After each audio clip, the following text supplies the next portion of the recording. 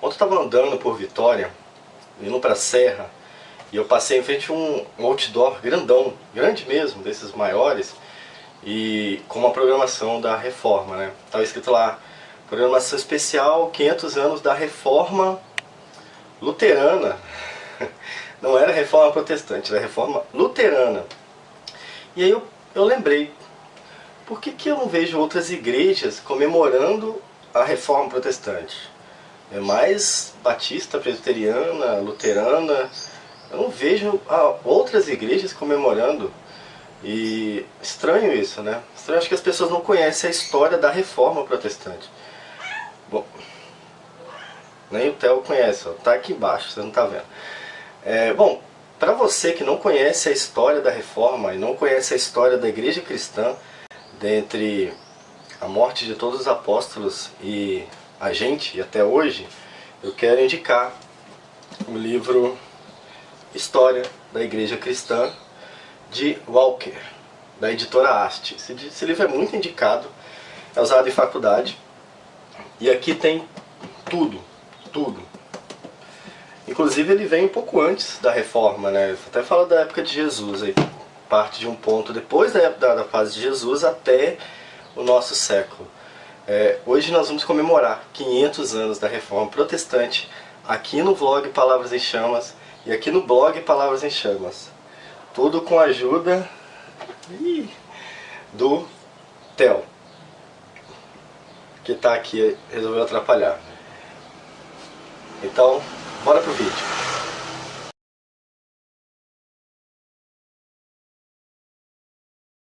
"500 anos da Reforma Protestante". Meus parabéns se você faz parte da Reforma Protestante.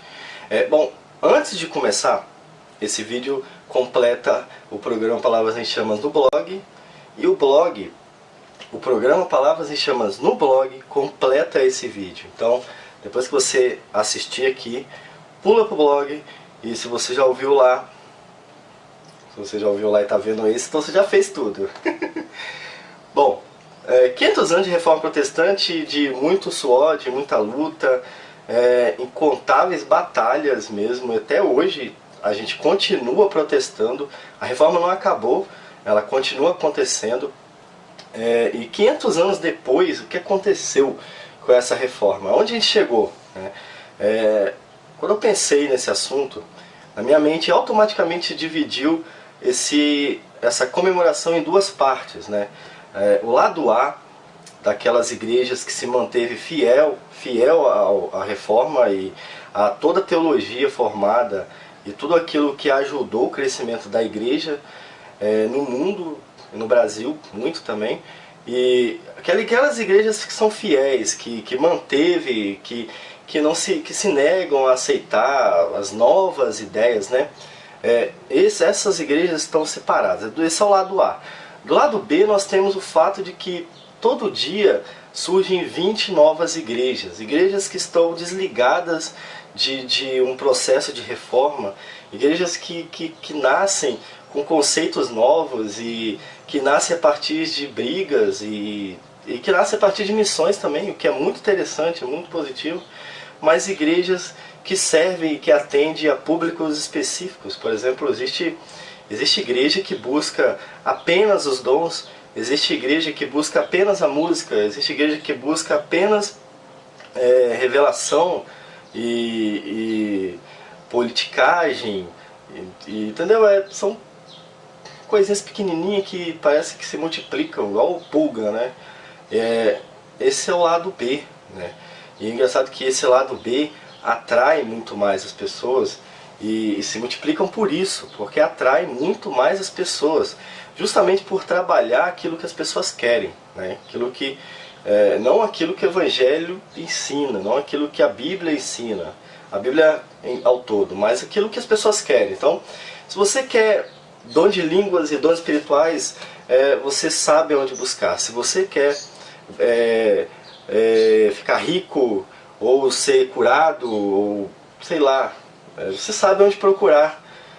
Existe uma igreja para tudo, e existem igrejas ainda que se dividem por pessoas que não concordam entre si. Por exemplo, o fato de haver em um bairro 5 igrejas da mesma denominação, um bairro pequeno, já é um problema, já é alguma coisa está acontecendo, e isso é preocupante, isso é o lado B. Olha o som tocando, ó. Tinha que atrapalhar, né? Tinha que atrapalhar. Tinha que atrapalhar. Bom, e como todo mundo pode criar sua seita, todo mundo pode criar agora a sua igreja e a partir das suas próprias ideias, a partir daquilo que eles acham, eu vou ensinar você, que está aqui no blog Palavras em Chamas, eu vou ensinar você a criar a sua própria seita. Não, brincadeira, eu não posso fazer isso.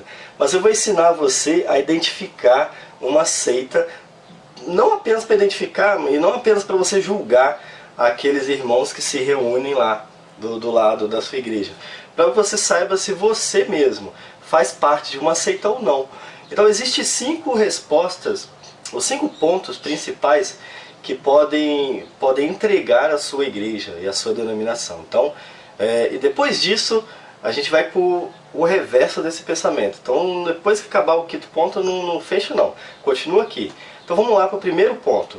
Bom, uma boa seita vai ter certamente uma outra autoridade espiritual dentro dela. Basicamente a Bíblia, que é a nossa autoridade, a Bíblia que é a palavra de Deus, que revela a vontade de Deus, uma seita ela é deixada de lado e outras coisas tomam o lugar da Bíblia numa seita. Então não é muito ensinada a Bíblia, não se trata muito do assunto, não se preocupa tanto com escola dominical, por exemplo, escola bíblica dominical, o nome já fala, né? Outros assuntos são tratados, o foco é outra coisa. Então numa seita, uma das principais características é o fato de que a Bíblia não é tão importante. E até numa mensagem, por exemplo, você vai identificar que a Bíblia já não é o foco mais, o foco são outras histórias, ou às vezes o foco é até uma revelação de alguém que se diz tão importante quanto a Bíblia. E ele acaba tomando o lugar da palavra de Deus. Então o primeiro ponto é esse, afinal de contas, Deus ele falou através de outras coisas. E nem tudo que está revelado na Bíblia é explicado. Por isso às vezes Deus precisa revelar a outros irmãos. Ou ele precisa de outras fontes de revelação. O que é uma característica de seita. Nós sabemos que na Bíblia tem tudo. E a vontade de Deus está ali, né? Então esse é o primeiro ponto. Segundo ponto agora. Uma boa seita, ou uma péssima seita, não sei, né? Uma porcaria de uma seita, né? Vai tentar reduzir a pessoa de Cristo. Jesus não vai ser tão falado assim. E nem os ensinamentos de Jesus, porque os ensinamentos de Jesus são como faca, são como espada para uma seita. Os ensinamentos de Jesus acabam qualquer seita se for levado a sério. Então, Jesus, ele, para uma seita, às vezes ele pode até ser visto como Deus, mas ele não é tão levado a sério e não é tão pregado Jesus numa seita. Uma seita sempre vai ter outro nome importante. Por exemplo, se a nossa presbiteriana fosse uma seita, Calvino teria mais importância do que Jesus. Se a igreja metodista fosse uma seita, o líder lá, John Wesley, né, se não me engano, ele seria mais importante. Enfim, se outras igrejas são seitas, elas terão pessoas que falam mais alto do que Jesus. E às vezes o ensinamento dessa pessoa contradiz as palavras de Jesus. Então, e isso é um risco, isso é um perigo, porque às vezes você, por não ler a Bíblia, por não ler o Novo Testamento, você já não sabe mais o que Jesus está falando sobre aquele assunto. Então, muito cuidado, uma seita vai diminuir a importância de Jesus. De fato que nem é Jesus que salva, às vezes é outras coisas que a gente faz, né? Uma outra característica de uma seita é que a graça de Deus, a graça salvadora de Deus, ou seja, o ato de Deus salvar sem que nós merecêssemos e sem explicação, ou seja, não há explicação para que o Devai seja salvo. Não há motivo aparente para que Deus me salve. Foi a sua graça que fez isso. Ela não existe. Não existe isso aí. O que você tem que fazer é cumprir etapas para ser salvo, ou viver de forma a conquistar a sua salvação. Então, essas frases são muito faladas numa seita. Por exemplo, conquistar a sua salvação. Nós não conquistamos nossa salvação de forma alguma, a gente não conseguiria conquistar. Garantir a sua salvação ou perder a sua salvação são falas que uma seita usa, e engraçado que isso controla a mente da pessoa e faz com que ela tenha medo de perder a sua salvação, sem saber que não importa o que a gente faça, a gente não vai conseguir merecer a salvação. Afinal de contas, é Deus quem nos salva, e sem nem mérito humano, não existe mérito humano para você ser salvo. Você simplesmente é salvo. Uma seita não é assim. Às vezes as obras salvam, às vezes o seu dinheiro te salva, menos a sua fé. Beleza? Então, nosso terceiro ponto já foi. Bom, se você tem a ideia na sua mente de que apenas a sua denominação ensina a verdade da Bíblia, se você acha que apenas a sua igreja ensina e que as outras igrejas não sabem o que estão ensinando, bom, você vai se surpreender, porque você faz parte de uma seita. É bem comum de uma seita... Nossa, é difícil falar sem citar exemplos, mas eu não vou citar exemplos. É bem comum ver seitas achando que eles receberam a revelação de Deus e que eles têm a revelação de Deus. Existe uma igreja que até incomoda aqui no Facebook, que eu já vi vários comentários meus, eu tive que deletar, porque eu não quero perder tempo debatendo com esse tipo de gente, que chega com um monte de curiosidade, como se eles tivessem a santa revelação da vontade de Deus. E dentro dessas novidades que apenas eles têm, estão um monte de fatos pequenos e coisas inúteis. Por exemplo, eles falam, você sabia que não foi Jesus que não sei o quê? Coisa pequena, coisa do cotidiano. Você sabia que a Bíblia não permite pastoras e não sei o quê? E coisas assim que a gente realmente já está saturado de ver, e a gente já sabe, mas a seita tenta te conquistar com isso. A aparência de que só ela tem a verdade e de que só lá você vai conseguir obter esse conhecimento mágico, né? Não apenas na Bíblia, né? A Bíblia ela é pequena perto de uma seita assim. A sexta regra vem colada nisso aí, né? Bom, se você acha que só dentro da sua igreja você vai para o céu, e que as outras igrejas também estão indo no caminho errado, bom, você também está numa seita, porque outras igrejas pregam a verdade, outras pessoas vão para o céu que não estão na sua igreja. A gente fala muito, por exemplo, do catolicismo, e as pessoas, os protestantes que não entendem a verdade, que não estudam, vão questionar muito, falar, não, o catolicismo não sei o que, não é verdade. Mas existem católicos que são mais fiéis do que protestantes, e eles vão para o céu também. Afinal de contas, nem é a gente que define a nossa salvação, a salvação é pela graça de Deus. Então, não é só a sua igreja que está preparada para o retorno de Jesus. É até estranho pensar em uma igreja que está preparada para a volta de Jesus. É mais fácil pensar se você está preparado para o retorno. Mas é bem comum que uma seita tenta colocar a sua denominação como única que espera o retorno de Jesus, ou como única que vai subir. Existe uma igreja muito famosa aí, que um tempo atrás pregava que só ela tinha a verdade e que só os membros dela iam para o céu.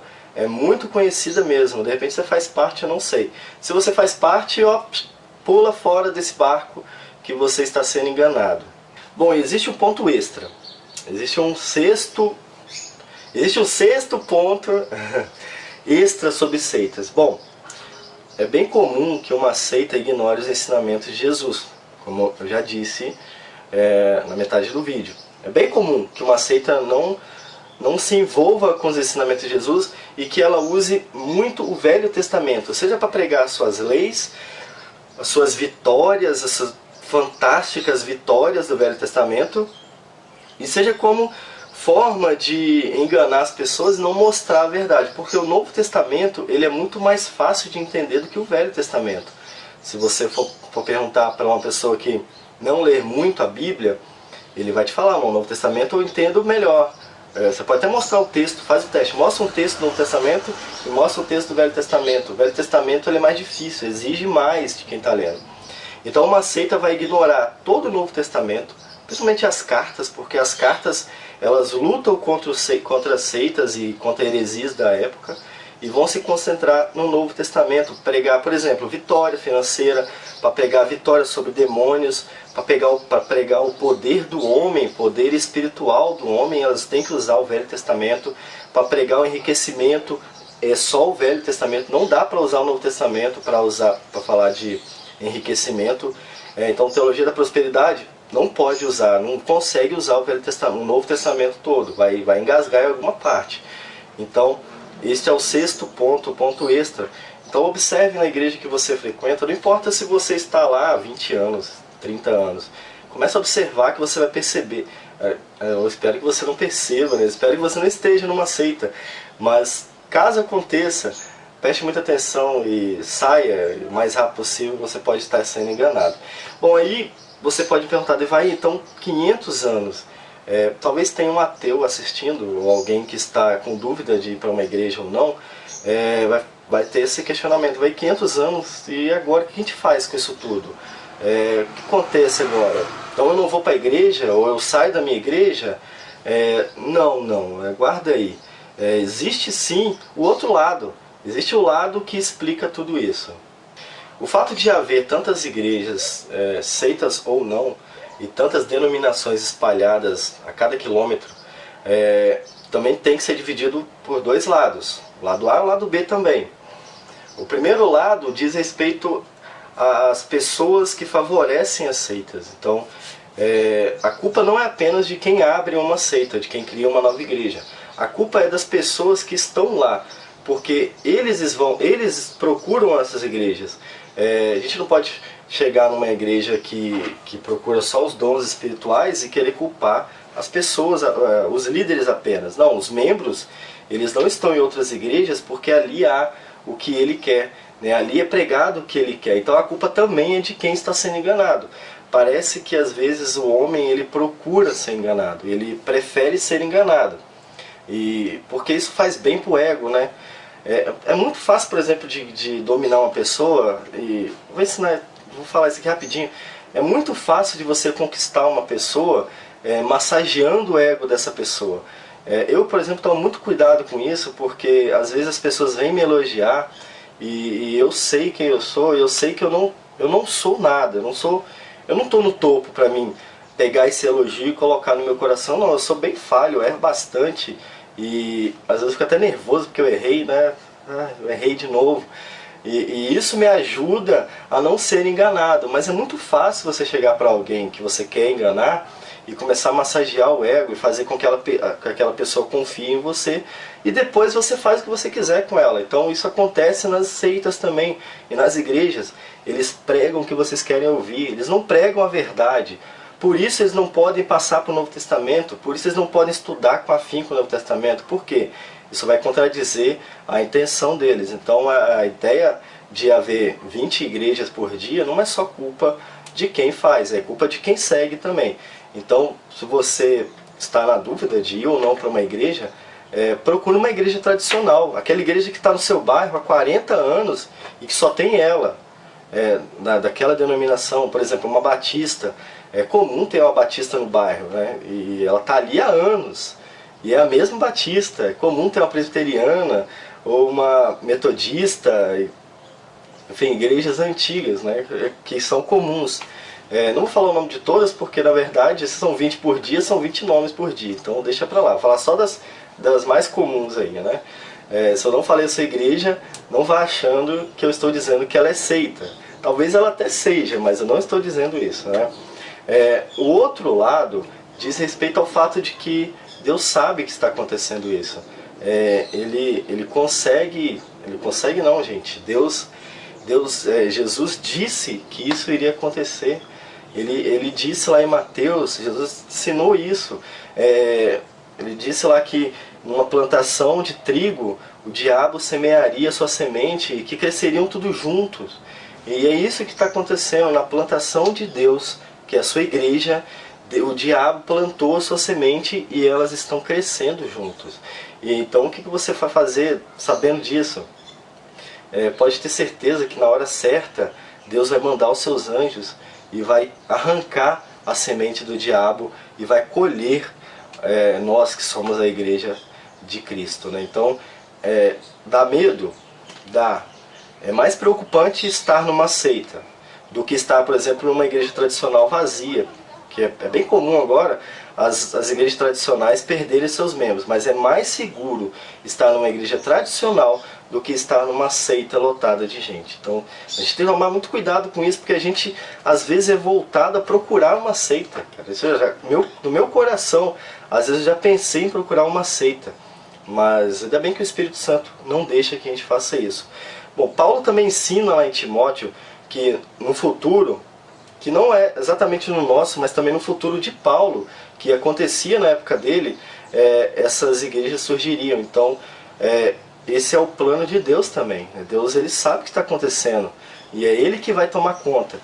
Tanto que a gente não precisa se preocupar em fechar seitas. Deus, ele vai fazer isso no futuro. Antes dele voltar, ou durante, há uma discussão muito grande sobre isso, né? Não vamos discutir sobre isso. Mas você pode procurar sim uma igreja, e você que faz parte de uma igreja, que já sabe que não obedece esses 6 princípios, parabéns, feliz aniversário, você faz parte dos 500 anos da Reforma Protestante. Agora a gente tem que saber, gente, lidar, e eu vou deixar isso como exercício para vocês, lidar com pessoas que fazem parte, e esse é um perigo muito grande. Bom, eu não vou falar muito sobre isso nesse vídeo, porque estenderia demais o vídeo. É uma comemoração de 500 anos da Reforma, e é uma comemoração para você que entende, que vive os efeitos da Reforma Protestante. Meus parabéns para você que vive nisso também. Nós vamos falar outro dia sobre como lidar com pessoas que fazem parte de seitas e que às vezes dá uma dor de cabeça tremenda. Por isso eu não vou falar agora, eu vou deixar para outro vídeo.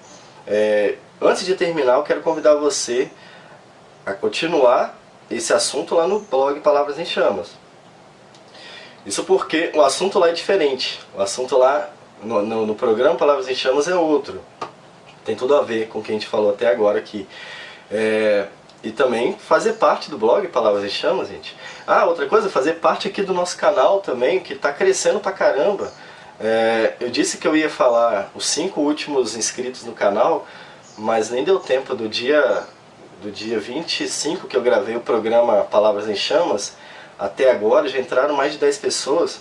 E aí vocês que entraram, que são novos, vão reparar que eu não falei o nome de vocês, por exemplo. Não hoje, nesse domingo, que o dia da publicação era no domingo.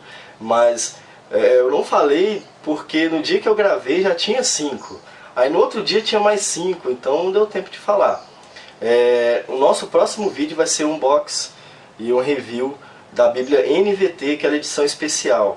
Não vou mostrar agora, vou deixar para mostrar no dia, beleza? Então, fique com Deus, comemorem os 500 anos. Eles batalharam por nós, eles lutaram para que nós pudéssemos. Sem esses 500 anos de luta, você ainda seria escravo de alguma grande religião, que eu não vou falar o nome, e você provavelmente não saberia o que é graça, o que é salvação, e enfim, estaríamos pagando impostos até hoje para a igreja.